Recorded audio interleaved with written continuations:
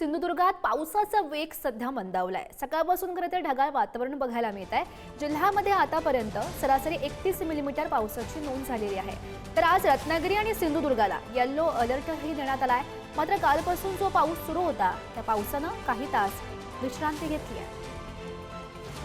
कोकण किनारपट्टीमध्ये पावसाची रिपरिप सुरू आहे। कालपासून पाऊस सुरू आहे, पण आता थोडासा पाऊस मंदावलेला दिसतोय। आज सकाळपासून थोडासा पावसाची उसंती घेतली आहे। आपण पाहतो कणकवलीमध्ये देखील जी गड नदी आहे ती दुथडपा भरून वाहताना दिसत आहे आणि एकंदरीत सकाळीपासून पावसाने थोडीशी विश्रांती घेतली, पण कालपासून ज्या सरीवर सरी पडणाऱ्या पावसामुळे नदी नाल्यांना एकंदरीत पाण्याचा प्रवाह वाढत आहे। त्यामुळे आजूबाजूच्या गावांना सतर्कतेचा इशारा दिला आहे। तसेच कोकण किनारपट्टीला 2 दिवसापूर्वी ऑरेंज अलर्ट जारी करण्यात आला होता, आज येलो अलर्ट जारी आहे आणि त्यामुळे सध्या आपण जी परिस्थिती पाहिली असता ती पावसाची थोडीशी विश्रांती घेतलेली आहे, पण अधूनमधून मोठ्या सरी पावसाच्या बरसल्या असल्यामुळे पाऊस नदी नाल्यांना पाणी येताना आपल्याला दिसत आहे एकंदरीत। आणि अशा पद्धतीची सध्याची परिस्थिती आपल्याला एकंदरीत या गड नदी कणकवली तालुक्यातील गड नदीला सध्या दिसत आहे। आणि सध्या आपण पाहतो की कोकण किनारपट्टी आहे जी पूर्णतः आता येलो अलर्ट जारी केलेला आहे आणि सध्या सिंधुदुर्गामध्ये असेल तर पाऊस सरासरी बघितलं तर 31 मिलीमीटर पाऊस हा नोंद झालेला आहे। त्यामुळे